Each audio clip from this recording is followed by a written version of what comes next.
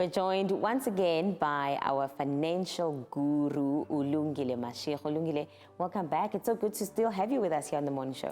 Thank you so much. Ulungile, the festive season is just upon us.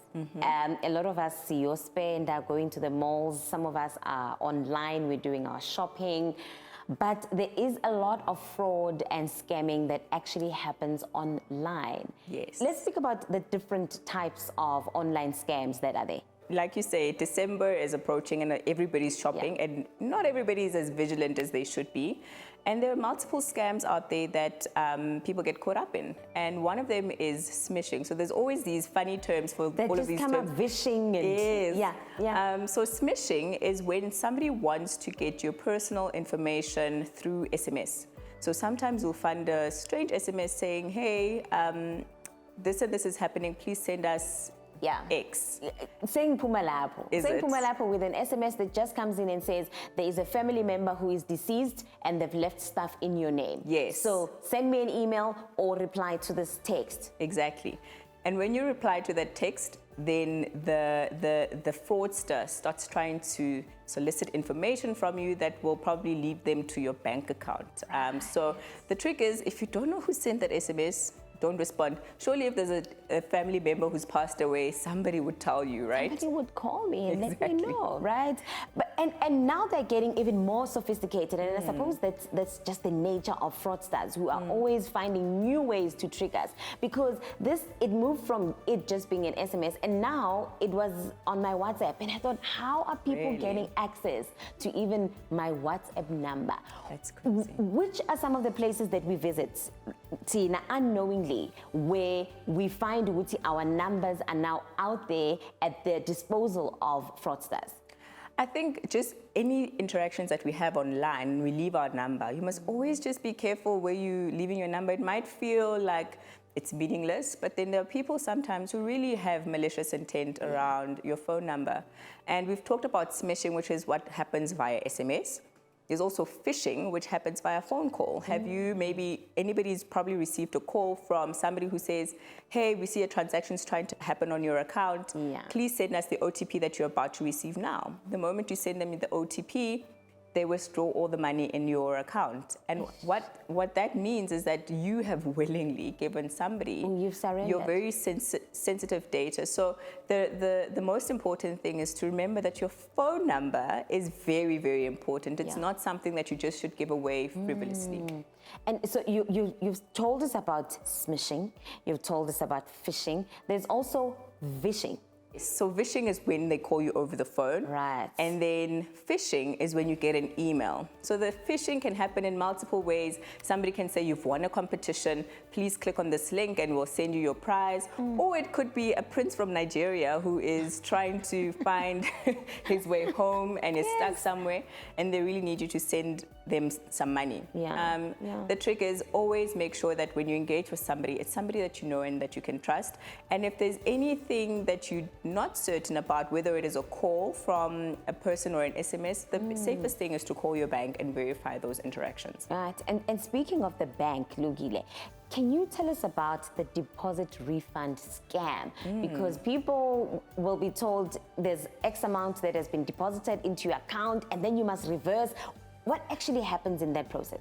So a normal person would receive a call, or maybe they'll get an SMS firstly saying 15,000 Rand or whatever amount has been deposited into your account. And then you'll ask yourself, where does this money come from? You might jump for joy and like, hey, free money, right? Yes.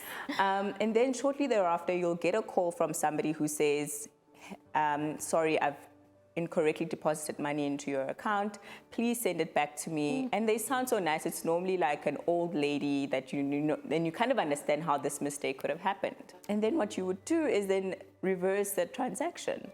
And you send them 15,000 Rand. But the fact of the matter is that money, that first 15,000 Rand never actually reached your account. They spoofed an SMS that would look like it comes from the bank. And you sitting here having given somebody 15,000 Rand or whatever amount it is, willingly, through that deposit scam. And you're never going to see the money or them. Ever again. Yes. So when it comes to your personal identity, Lungile, let's talk a bit about identity theft and how one can avoid that, just protect themselves from that happening to them? Yeah, identity theft is when somebody uses your personal data to make purchases on your behalf.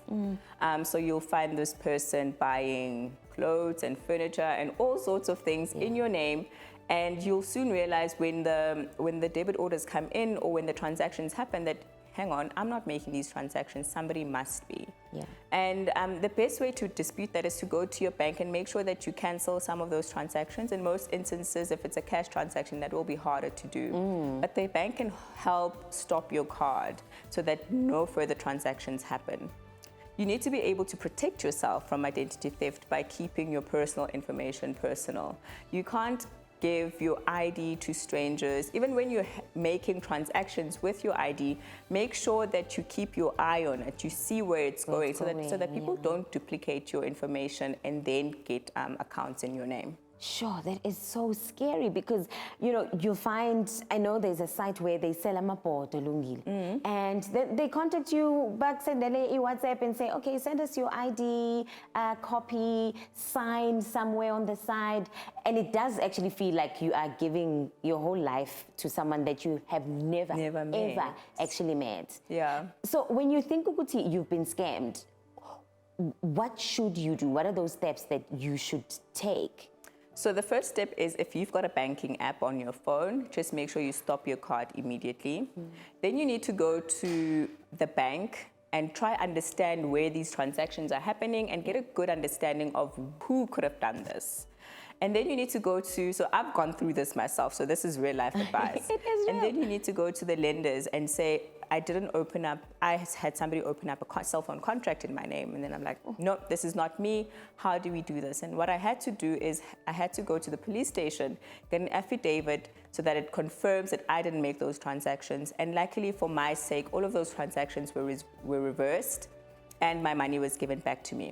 Some people are not so lucky, especially when it's cash withdrawals and things that can't be tracked. Sure. So Lungile, for someone who's watching us and they really think, yo, I need to speak more to Lungile, I have more questions, where do they find you to interact with you? Cool. They can find me on Twitter. You can find me at Stripped Money, which is the name of the podcast that I host. Yes. And then if you would like to email me, it's lungile@strippedmoney.co.za. Lungile Mashego, as usual, thank you so much for all of your insights. Thank really you. appreciate it. Let's take a short ad break. Stay with us.